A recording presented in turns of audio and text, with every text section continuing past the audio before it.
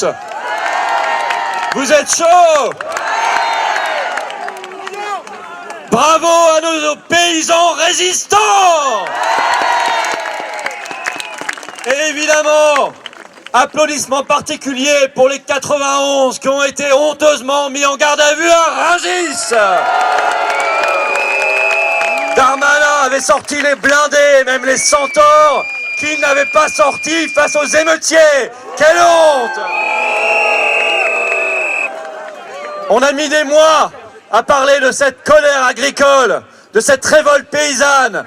Les médias voulaient pas en parler, les politiques s'y intéressaient pas, et d'un coup ça a explosé. Les Français ont exprimé, depuis le début, un soutien massif qui ne s'est jamais démenti. Car l'agriculture, c'est la vie. L'agriculture française, c'est la France. C'est notre passé, c'est notre présent et c'est notre futur. C'est la culture de nos terres, c'est l'élevage de nos bêtes. Ce sont ces paysages français façonnés depuis des millénaires par l'ingéniosité des hommes, leurs mains, leur labeur, leur travail.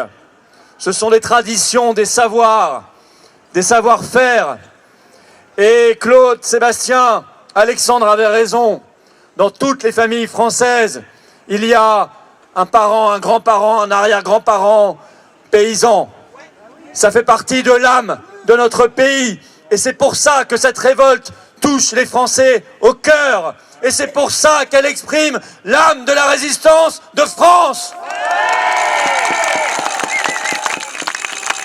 Ce sont nos communes, nos villages, nos clochers, nos champs, nos haies, nos vignes, notre gastronomie, nos vins. C'est la vie, c'est la France. Alors, cette colère paysanne a pris, pour toutes ces raisons, nos compatriotes aux tripes. Est-elle terminée? Non! Attal et Macron ont jeté 3 miettes de pain à la tête des paysans. Ils ont parlé de simplification des normes. Alors moi, j'ai repris les articles de presse. Monsieur Raffarin, Premier ministre en 2005, il y a 19 ans, promettait la simplification des normes aux agriculteurs. Puis Sarkozy, président de la République en 2012. Puis un certain Macron en 2018 dans un discours sur l'agriculture. La réalité, c'est que ces gens-là n'en ont rien à faire de nos paysans qui crèvent de ce suicide chaque jour dans notre pays. 26 exploitations agricoles mettent la clé sous la porte chaque jour dans notre pays et ils s'en fichent. La réalité, c'est que tous ces problèmes, en réalité, sont gérés et créés par l'Union européenne. D'ailleurs, on en parlait à l'instant, les paysans ne s'y trompent pas. L'autre jour, 1000 tracteurs belges sont venus envahir Bruxelles et ils ne se sont pas trompés de cible, ils sont allés envahir, bloquer les institutions européennes, le Parlement européen des corrompus et la Commission européenne d'Ursula von der Leyen.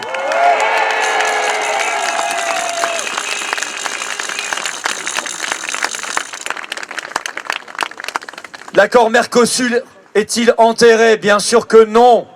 D'ailleurs, là-dessus, Macron a menti comme un arracheur de dents. Et encore, j'ai plus de respect pour nos amis dentistes que pour Macron. Je les crois bien moins menteurs. Et les autres accords de libre-échange? Cette année, la Nouvelle-Zélande, Kenya, Chili qu'ils ont voté en pleine révolte paysanne. Et ceux qui sont à venir, là, dont ils ont commencé les négociations, Inde, Australie, est-ce que tout ça c'est fini? Bien sûr que non. Bien sûr que non. Ils mentent et ils mentiront. Et les agriculteurs de France et les Français ne sont pas dupes. Il faut des protections. Il faut du patriotisme agricole, alimentaire. Il faut des droits de douane quand c'est nécessaire. Mais vous savez, tout cela, c'est ce que fait la Suisse, par exemple, avec succès. Et tout ça, c'est interdit par l'Union européenne. Alors moi, je veux bien qu'on tourne autour du pot, qu'on se promette des choses invraisemblables et qu'on entend depuis des années et des décennies. On va changer tout ça, on fera une autre PAC, on va enlever l'agriculture des accords de libre-échange, on fera l'exception agricole, a dit le petit Attal. On fera l'exception agriculturelle, a ajouté la pseudo-opposition, celle qui s'est votée 300 € d'augmentation par mois à l'Assemblée nationale. Remarquez, ils n'ont pas été gourmands parce que leurs copains sénateurs, eux, ont pris 700. Non, arrêtons de tourner autour du pot. Ça vous a été dit par les agriculteurs résistants cet après-midi. La seule et unique solution, la seule et unique issue, c'est de quitter l'Union européenne par le Frexit. Frexit, Frexit, Frexit, Frexit, Frexit. On parle, soi-disant, de l'argent de la PAC. Et la bonne blague. Cette PAC qui impose des normes, des contrôles, de la surveillance, invraisemblable, insupportable. Ce serait l'argent européen. Mais quelle fable! La France, l'an dernier, a versé 28 milliards d'euros au budget européen. Elle en a récupéré 13, dont 9 pour la PAC. Alors, vous savez compter comme moi. 28 moins 13, ça fait 15. On a paumé 15 milliards d'euros. Ben, on sait où ils sont, vous me direz. Ils sont allés dans le salaire d'Ursula, qui s'est augmenté de 12%. Et ils sont allés chez Zelensky, qui va récupérer 50 milliards en 4 ans. L'Union européenne parlerait d'écologie. Quelle blague! Écologie en allant chercher des produits à 17 000 km, du lait en Nouvelle-Zélande, en allant chercher des bœufs au Canada, du poulet au Brésil. Vous parlez d'une forme d'écologie. Plus de bateaux sur les océans, plus de camions sur les routes, c'est ultra pollueur. Aller chercher dans des pays où il n'y a aucune norme, rien. Ce que fait l'Union européenne, ces normes, ces taxes carbone, c'est de l'escrologie. Ça n'est pas l'écologie, c'est la soumission à l'agrochimie. De toute façon, Pfizer ou Bayer Monsanto, peu importe, Ursula prend tout. Elle accepte tout, tant que ça paye bien. La réalité, c'est que l'Union européenne veut la mort de l'agriculture française. Elle veut que les paysans crèvent, et elle y arrive plutôt bien. Alors ce sera quoi? C'est quoi le modèle? Du poulet chloré brésilien dans notre assiette, ou du bœuf aux hormones canadien, ou du lait néo-zélandais, ou quelques insectes et quelques larves, ou effectivement de la viande de synthèse sortie des laboratoires de Bill Gates, achetée grâce à votre euro numérique en montrant le QR code de votre passe carbone relié à votre identité numérique. Est-ce que c'est ça qu'on veut comme avenir? Non. Nous, on veut la liberté et on veut manger français.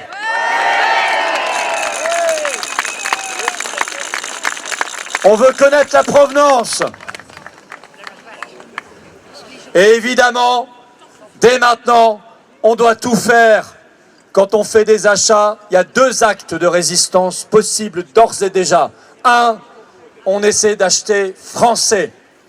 2, on paye avec de l'argent liquide.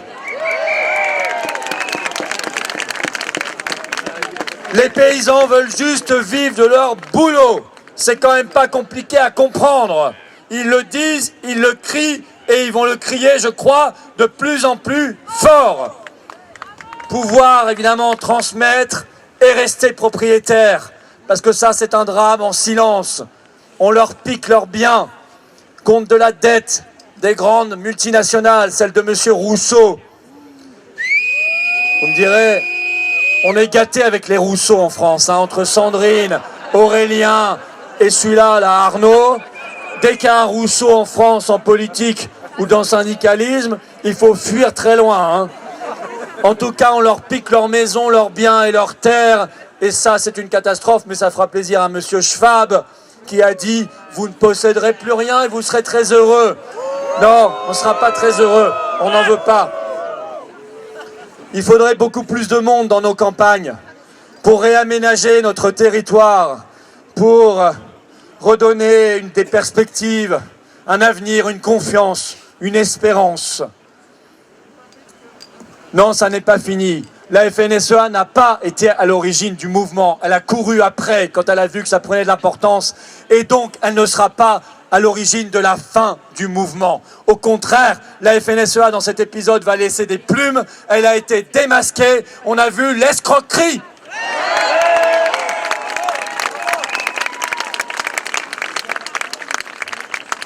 En Espagne, au Portugal, en Belgique, en Allemagne, où ils sont en train d'occuper le plus grand aéroport du pays en ce moment, là.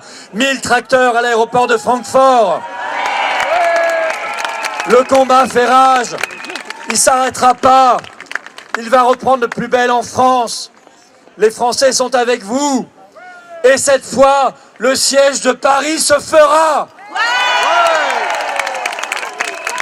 Le blocus de Rungis se fera. Et on viendra labourer le champ de Mars. Et les Français seront là, avec leurs véhicules personnels. Et il y aura les taxis, et il y aura les routiers avec leurs camions, et il y aura tout le monde, le BTP avec ses machines, l'union de tous les Français, car unis, les Français sont invincibles. Le ras-le-bol est général et on a tous le même but. On veut reprendre le contrôle de notre vie et le contrôle de notre France. C'est ça l'objectif. Alors ça s'appelle dégager la Macronie et détruire l'Union européenne. Brexit. Brexit. Brexit.